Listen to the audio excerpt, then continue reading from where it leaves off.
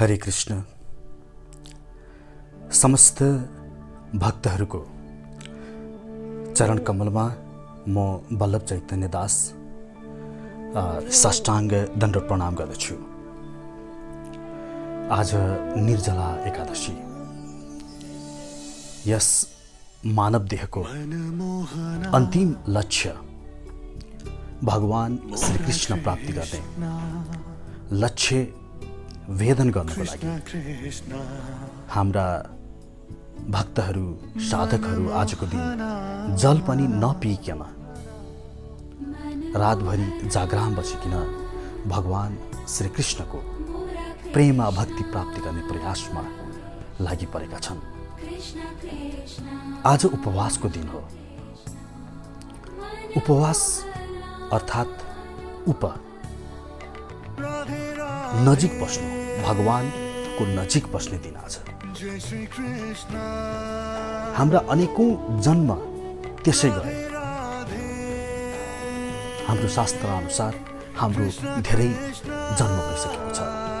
न जायते म्रियते वा कदाचन नायं भूत्वा भविता वा भूयः अजो नित्यः शाश्वतो यः पुराणो।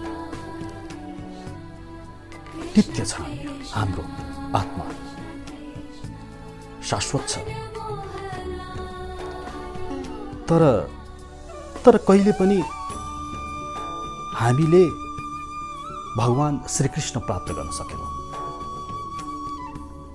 जीवात्माको स्वरूपमा हामीलाई डुल्नु पर्यो, घुम्नु पर्यो।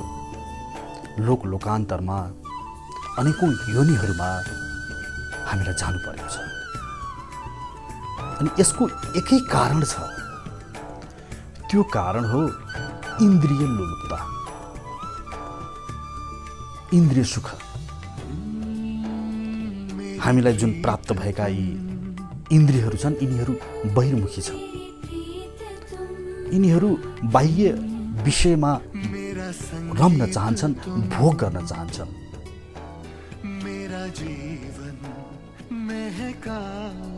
अब हेर्नुहोस्, तपाईको जन्मलाई लिएर यसो एकचोटि सोचौँ न। तपाईको पिता माता एक अर्कामा रमाइलो गर्ने प्रयासमा तपाईको पिताको वीर्य स्खलित हुन्छ अनि आफै नै त्यो वीर्य पौडी खेल्दै गर्भगृहमा प्रवेश गर्छ तपाईको माताको आफै। अनि त्यहाँ अचम्मको प्रक्रिया हुन्छ। मातालाई त केही थाहा पनि हुँदैन। भित्र ढुक गरेको आवाज आउला बस।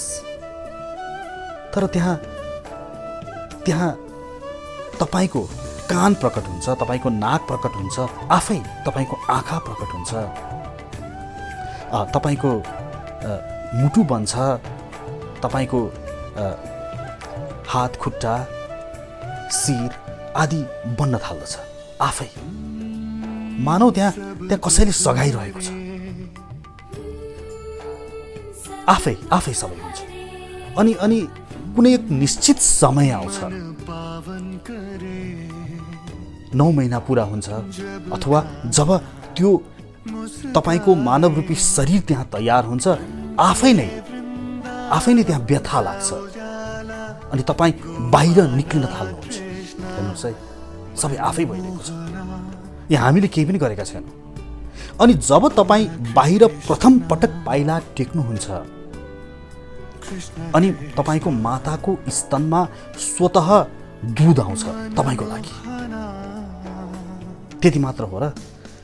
तपाईको माताको हृदयमा, तपाईको पिताको हृदयमा त्यहाँ प्रेम स्फुरित गरिन्छ प्रकृति माताबाट, जसले तपाईलाई कहिले देखेकै छैन। जुन पिताले, जुन माताले, अब उनीहरूको हृदयमा अनायासै प्रेम जागृत हुन्छ। अब तपाईलाई कसैले छोयो भने तपाईमाथि कुनै खतरा आइपर्ने अवस्थामा तपाईँका मातापिता सक्रिय हुन जान्छन्। यति सक्रिय कि उनीहरू अब आफ्नो पनि वास्ता गर्दैन। हेर्नुहोस्, त्यो हृदयभित्र प्रेमको, तपाईँलाई लालन पालन गर्ने इच्छा शक्तिको स्फुरण कसले गर्यो? अनि त्यति मात्र हो र? अब तपाईँ यस मृत्युलोकमा एक सशरीर आउनु भएको छ। अब तपाईँलाई आवश्यकता पर्ने वायु सहजै उपलब्ध छ, तपाईँलाई आवश्यकता पर्ने जल उपलब्ध छ, तपाईँलाई आवश्यकता पर्ने समस्त चिज, तपाईँलाई खानुपर्ने अन्न, सागपात, फल तपाईँको लागि उपलब्ध छ। तपाईँलाई प्राप्त हुने शक्तिको लागि भगवान सूर्यदेव बिहान उदाउनुहुन्छ अनि अस्ताउनुहुन्छ साँझ। चन्द्रदेव शीतलता प्रदान गर्न सदैव तयार रहनुहुन्छ। यी समस्त दैवीय क्रियाकलाप भनौँ, प्राकृतिक क्रियाकलाप भनौँ, तपाईँको अस्तित्वको लागि। हेर्नुहोस् त कत्रो बन्दोबस्ती छ एउटा तपाईँको अस्तित्वको लागि। समस्त प्राकृतिक स्रोत साधन लागि परेका छन् तपाईँको लागि। तर अचम्म छ, हामी के गर्यौं भन्दाखेरि यी स्रोत साधन म प्रति लागि परेका छन्, मेरो अस्तित्वको लागि परेका छन् भन्ने हामीले चटक्कै बिर्स्यौं। यो त अब्भियस फ्याक्टर्सहरू हुन्, यो त आफै हुन्छ, यो त प्राकृतिक देन हो भन्ने आसुरी सोचाइबाट हामी ग्रसित भयौं। के कुनै पनि चिज स्वचालित हुन सक्छ? यी सबै प्राकृतिक जुन तपाईको अस्तित्वको लागि परेका छन्, यसको पछाडि के कुनै शक्ति छैन? हो, त्यसलाई हामी भगवान श्री कृष्ण भन्छौँ। भगवान श्री कृष्णको शक्ति। मामै वांशो जीवलोके जीवभूतः सनातनः मनः षष्ठानि इन्द्रियाणि प्रकृतिस्थानि कर्षति। मेरो अंश हुन् सबै जीवात्माहरू, यिनीहरू मेरा शाश्वत अंश हुन्, तर मन सहित यी इन्द्रियहरूको वशमा परेका छन्। हेर्नुहोस्, इन्द्रियको वशमा। यी इन्द्रियहरू आँखा, नाक, कान, छाला, जिब्रो, हात, पाउँ, उपस्थ बुँदा, बाणी, मन, यी 11 इन्द्रियहरू हामीलाई किन दिइयो? यस बारेमा सोच्ने अवसर नै पाएनौँ। हामी त यी दिएका इन्द्रियहरूलाई तृप्ति गर्नेतर्फ लागि परेका छौँ। जसरी हुन्छ यसलाई तृप्ति गर्ने। मन पावन करे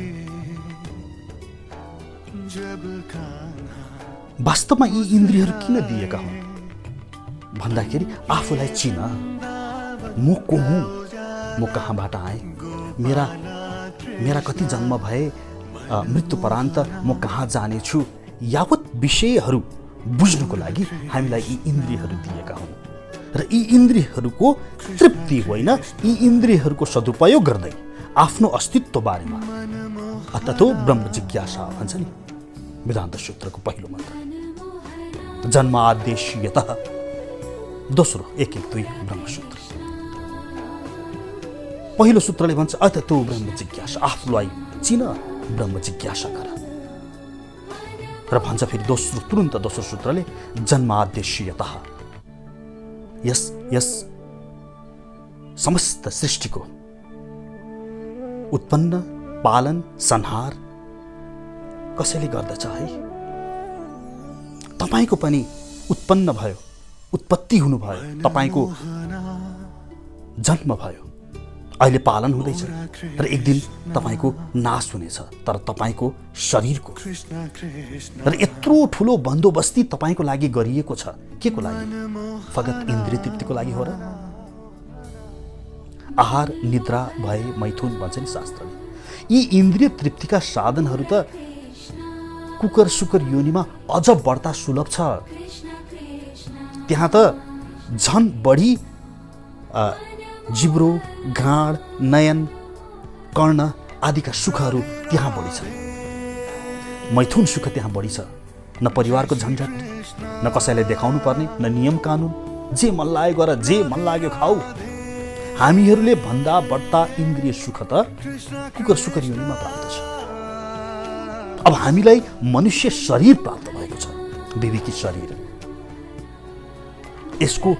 यसको लक्ष्य कुकर सुकर योनिमा झैँ आहार निद्रा भएर मैथुनमै लगाई त्यसैलाई नै प्रगति मान्ने हो भने त्यसको औचित्य के? हामीले पाएको मानव शरीरको औचित्य के? मलाई भन्नुहोस् त, प्रगति भनेको के हो? के हो प्रगति भनेको? गिद्धलाई गएर प्रगति भनेको के हो भनेर सोधे के भन्ला गिद्धले? अवश्य भन्ने छ, यो सिनोलाई हामी थुप्रैले झम्टिरहेका छौँ, ऊ त्यो गिद्धले धेरै यति ठुलो मासु झम्टियो, मैले थोरै, त्यसले प्रगति गरेको छ। उसको चेतनामा, त्यस गिद्धको चेतनामा यसरी मासु धेरै झम्टिनु नै प्रगति भयो। कुकुरलाई गएर प्रगति भनेको के हो भनेर सोध्दै के भन्ला? ऊ त्यो कुकुर जोडले भुक्छ, त्यसको धेरै कुकुर नै छ। त्यो कुकुर अलि बलियो छ, यावत बाट उसले प्रगतिको परिभाषा गर्दछ। अर्थात् कुकुरको झुण्ड, गिद्धको झुण्ड, त्यो झुण्ड जुन झुण्डमा आफू बसेको छ र जुन झुण्डको चेतना आफूमा लागेको छ, यसैलाई नै प्रगति भनेर त्यस आत्माले परिभाषा गर्दछ। हामी मनुष्य, हामी पनि त्यही गुण लागू हुन्छ। अर्थात् प्रकृतिका सतो रजो र तमो गुण। सत्वम रजस्तम इति गुणः प्रकृतिम सम्भवः निबध्नन्ति महाबाहो देहे देहिनम्ब। अर्थात् प्रकृतिका सतो रजो र तमो गुणहरूसँगको हाम्रो जुन लसपस छ, यस लसपसबाट हाम्रो चेतना स्तर परिभाषित हुन्छ र आफ्नो चेतना अनुसार त्यस व्यक्तिले प्रगतिको परिभाषा गर्दछ। तमो गुणमा लसपस भएको व्यक्ति, तमो गुणबाट आच्छादित भएको, तमो गुणको बढ्ता प्रभुत्व भएको व्यक्तिको लागि प्रगति भनेको के हो भनेर सोध्न गए, उसले त्यही भन्ला,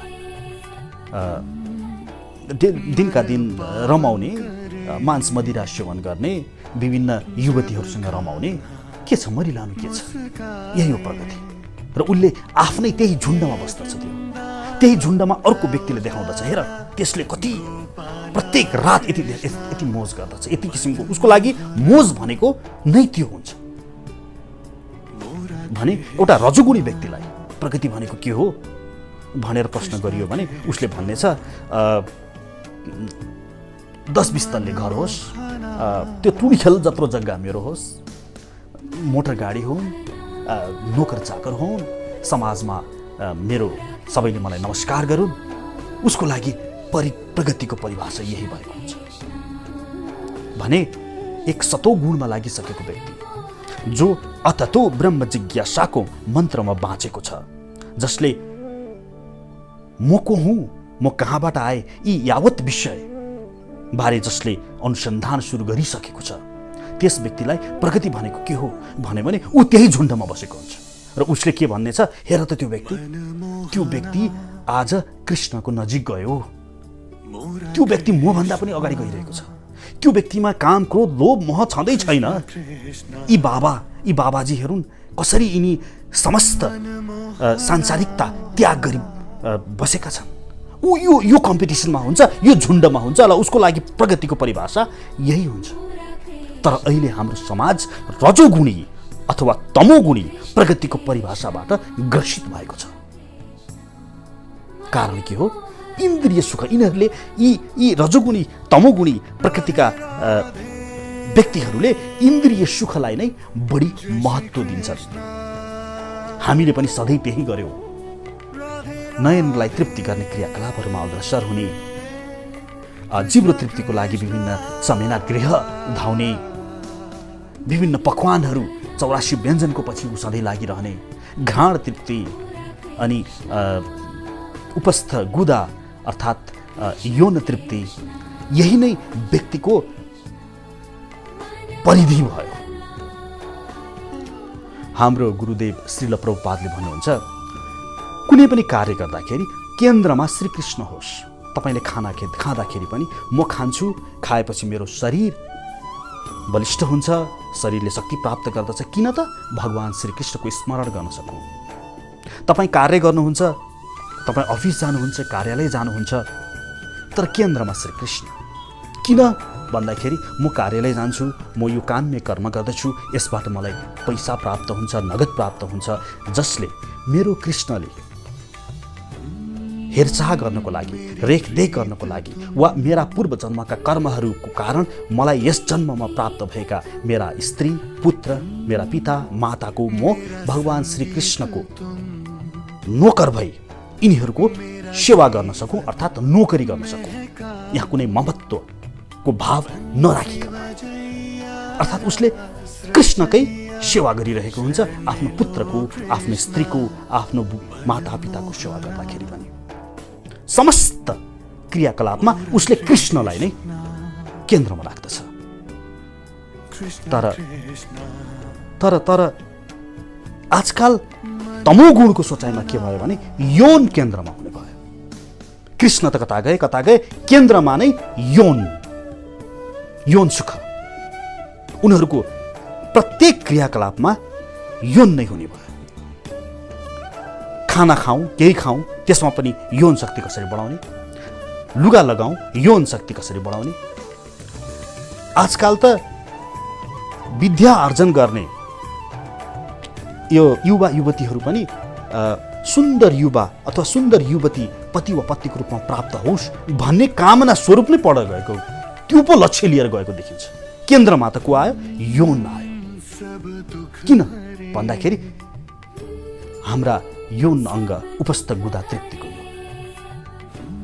इन्द्रिय तृप्ति। हेर्नुहोस्, घर बेजोड भएको छ हाम्रो काठमाडौँमा, हाम्रो नेपालमा। सबै गएका छन् विदेश, कोही त बाध्यतावश गयो होला, त्यो त अर्कै कुरा। तर राष्ट्रलाई आफ्ना माता पिता बिर्सिएर यौन सुख वा इन्द्रिय सुखको बोध गर्नको लागि पनि धेरै विदेशिएका छन्। माता पिता घरमा 5-6 तल्ला घरमा एक्लै छन्, त्यो घरमा के थिएन, कुन सम्पत्ति थिएन, तर यहाँ बस्दैनन्। किन गएका छन् अमेरिका, युरोप? कारण के त भन्दाखेरि इन्द्रिय तृप्ति। त्यहाँ उनीहरूले राम्रो चमेना ग्रह पाउँछन् यहाँभन्दा, त्यहाँ उनीहरूले चिल्लो बाटो पाउलान्, त्यहाँ उनीहरूले जिब्रोको तृप्ति गर्लान्, त्यहाँ कुनै पनि रोकटोक नभएको कारणले यौन सुख यहाँभन्दा बढी प्राप्त होला। इन्द्रिय सुख हेर्नुहोस्, र हाम्रो शास्त्रले पनि जानेको छ, यो इन्द्रिय सुखको कारणले गर्दा हामी आत्मा जीवात्मा भएर यो शरीर प्राप्त गरिसकेपछि हामी आत्माबाट जीवात्मा भयौँ। र यो शरीर प्राप्त गरेको जीवात्माहरू यही इन्द्रिय सुखको कारण, इन्द्रिय तृप्तिको लागि यिनीहरू जन्म जन्मान्तरदेखि भट्किँदै गएका छन्। यो मानव शरीरको एक मात्र लक्ष्य हो, त्यो हो भगवान् श्रीकृष्ण प्राप्ति गर्ने, अर्थात् आफ्नो वास्तविक पिता, आफ्नो पिता भनौँ कि माता भनौँ कि बुवा भनौँ कि भाइ भनौँ कि दाइ भनौँ कि भगवान् श्रीकृष्ण हुनुहुन्छ, उहाँको नजिक जाने, उहाँसँगै बस्ने, आफ्नै घर फिर्ता जाने। पिता अहम अस्ति जगतो माता धाता पितामह, म पिता हुँ, नारायणो माता पिता भ्राता निवास सुहृद। सुबालोपनिषद। भगवान् श्रीकृष्ण नै सबै हुनुहुन्छ, उहाँ हाम्रो माता पिता हुनुहुन्छ। हामी आफ्नो वास्तविक घरमा जाने त्यो उक्साहट हामीले देखाइदिनु पर्यो यो जन्ममा। र त्यहाँ जानको लागि काम, क्रोध, लोभ, मोह, मद, मात्सर्य, ईर्ष्या, राग, द्वेष यावत त्यहाँ यसको अस्तित्व छैन। यी विषयबाट हामी विमुख भएर त्यहाँ भगवान् श्रीकृष्णको म पिता, मेरो माता, म तिमीलाई माया गर्छु, म तिमीलाई प्रेम गर्छु भन्ने भावना हाम्रो हृदयभित्र हामीले जगाइदिनु पर्यो। अनि बल्ल ए लायक रहेछौ भनेर हामी आफ्नो घर फिर्ता जान सक्दछौँ। हेर्नुहोस्, तर जुन इन्द्रिय आँखा, नाक, छाला, जिब्रो कान, उपस्थ गुदा, हात, पाउ, बाणी, मन, यी 11 इन्द्रियहरू जसलाई कर्मेन्द्रिय र ज्ञानेन्द्रिय भनेर भनिन्छ, यी इन्द्रियहरूको हामीले त्यस ईश्वर श्रीकृष्णलाई जान्न प्रति लगाउनु पर्नेमा यसको अर्थ नबुझेर कुनै शास्त्र अध्ययन गर्नु छैन। मेरो लागि यत्रो अस्तित्वमा बन्दोबस्ती किन छ भन्ने प्रश्न हेर्दै ननिहालेको कारणले गर्दा बस इन्द्र तृप्तिमा लागेको हुनाले बेसुध भई बगरेले खसी काटिरहेको हुन्छ, छेउमै अर्को खसी घाँस चपाइरहेको हुन्छ, बेसुध भई त्यस्तै घाँस चपाइरहेका छौँ हामी। किनभने त्यो घाँसको स्वादमा लट्ठ छ, हामी पनि यी 11 इन्द्रियहरूको नशामा लट्ठ छौँ। र शास्त्रले यो कुरा बुझेको छ। इन्द्रियले तृप्तिले इन्द्रियलाई सुख दिँदा दिँदा दिँदा दिँदा यिनीहरू भौतारी रहेका छन् भनेर बुझेको हुनाले शास्त्रले व्रतको बन्दोबस्ती गरेको छ। आज निर्जला एकादशी अर्थात् शास्त्रले प्रत्येक एकादशीको दिन व्रत लिनु है भनेर निर्देशन गरेको छ हामीलाई। एकादशी प्रत्येक महिनाको 2 चोटि आउँदछ र व्रत अर्थात् बार्ने। आजको दिन म इन्द्रिय तृप्ति गर्दिन, आजको दिन म उपवास बस्छु। व्रतको अर्को शब्द हामी पर्यायवाचक रूपमा हेर्छौँ, उपवास। उप अर्थात् नजिक बस्नु, वास भगवान श्रीकृष्णको। र उपवास बस्नको लागि हामीलाई सधैँ यी इन्द्रियहरूले दिँदैन थिए। सधैँ इन्द्रियहरूले उपवास बस्न लागि भगवान श्रीकृष्णको यादमा बसे कि आँखाले आफ्नो विषयतिर तान्ने, नाकले आफ्नो विषयतिर तान्ने, हाम्रो जिब्रोले आफ्नो विषयतिर तान्ने, यसरी हामी विषयतिर हामी सधैँ तानिन्थ्यौँ। तर आजको दिन चाहिँ नि व्रत बस्ने दिन हो। अर्थात् विषयलाई हामीले कट गरिदिउँ। अब विषयलाई कट गर्ने मात्र पुग्दैन, त्यो त कट गरेपछि त्यसको उद्देश्य के हो त? उपवास हो। अर्थात् आजको दिन हामी पानी पनि नखाइकन, जब तपाईँ थकित हुनुहुन्छ हेर्नुहोस् त एकपल्ट एकादशीको निर्जला व्रत गरेर बसेर हेर्नुहोस्। जब असह्य पीडा हुन्छ नि भोक लागेर अथवा विषय भोग गर्न नपाएर, तपाईँलाई कृष्ण अरू दिन स्वतः तपाईँ त्यो दिन बढी जप गर्नुहुनेछ, भगवान कृष्णको स्मरण स्वतः आउनेछ। अनि उपवास बस्ने, भगवानको नजिक बस्ने, अर्थात् आजको दिनमा हामी भगवानको भजन गरेर, भगवानको लीलाहरू श्रवण गरेर, भगवानको जप गरेर बस्ने दिन हो। र त्यसमाथि आजको निर्जला एकादशी भनेको त यसमा उपवास मात्र नभएर तपस्या पनि संलग्न भएको छ। भनिन्छ पाण्डवपुत्र भीमसेन तपस्या गर्नै सक्दैनथे। पाण्डुपुत्र भीष्मलाई असाध्य खानुपर्ने र उहाँलाई आफ्नो जिब्रोको व्रत बार्नै नसक्ने र त्यस्ता हामीमा पनि धेरै छौँ, भीमसेन प्रवृत्तिका। हामी बार्नै सक्दैनौँ र त्यस्ता व्यक्तिहरूले आजको एक दिन तर अलिकति तपस्या गरेकी, यहाँ चाहिँ अलिक कडा छ अन्य एकादशीहरूभन्दा। यहाँ पानी पनि नपिकन, निर्जला, फल पनि नलिकन, यहाँ कुनै पनि प्रकारका अन्न फलहरू अथवा खानेकुरा नलिकन, जसले यो एक दिनको व्रत बस्दछ त्यसले व्यायाम गर्दछ, इन्द्रियलाई विषयबाट छुट्टै राख्ने, इन्द्रिय तृप्तिमा नफस्ने कमसेकम एक दिनको व्यायाम गर्दछ अनि आफूलाई उपवासमा लाग्दछ, भगवान श्रीकृष्णको नजिक एक दिन राख्दछ। अनि शनै यसरी व्रतको विधिले इन्द्रियको दास हुनुबाट आफूलाई बचाउँदछ र ऊ इन्द्रिय माथि नै शासन गर्न थाल्दछ। यो हो व्रतको महत्त्व। निर्जला एकादशीले यसरी व्रत बस्नेहरूलाई कठोर तपस्या सिकाउँदछ। तसर्थ व्रत भनेको आध्यात्मिक दृष्टिकोणमा अति नै महत्त्व रहेको छ। यसले हामीलाई इन्द्रिय लोलुपतादेखि मुक्त गराउँदछ, हामीलाई उपवासमा लाग्दछ, अर्थात् भगवानको नजिक वास हुनमा सहयोग गर्दछ। प्रत्येक एकादशीको व्रत लिनु नै पर्दछ, चाहे अन्य आइतबार, सोमबार आदि बारे व्रतहरू लिनुहोस् नलिनुहोस्, तर एकादशीको व्रत लिनु नै पर्दछ। एकादशीको व्रतमा अन्न चाहिँ नि वर्जित रहेको छ। भगवान चैतन्य महाप्रभुले आफ्नो मातालाई,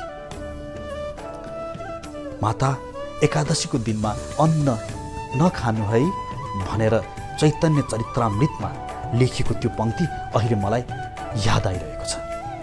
हुँदैन, त्यो दिन अन्न चाहिँ नखाऊ भने एक छाक अथवा फलाहार अथवा निर्जला जुन सकिन्छ अन्य एकादशीहरूको हकमा लिनुहोस्, आफ्नो गच्छले, आफ्नो शक्तिले भ्याएसम्म। र त्यस दिन व्रत लिएर यी पाँचै इन्द्रियहरूलाई, आँखा, नाक, कान, छाला, जिब्रो अनि उपस्थ गुदा, हात, खुट्टा, माडी आदि इन्द्रियहरूलाई विषयदेखि पर राख्नुहोस्। के को लागि त? उपवासको लागि, भगवान श्रीकृष्णको नजिक बस्नको लागि।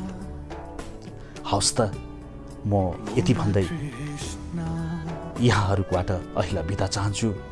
निर्जला एकादशी यहाँहरू सबैको लागि सुखदायी होस्। भगवान श्रीकृष्णको उपवास सफल होस्। हरे कृष्ण कृष्ण कृष्ण हरे हरे, हरे राम राम राम हरे हरे। हरि ओम तत्सत। हरे कृष्ण।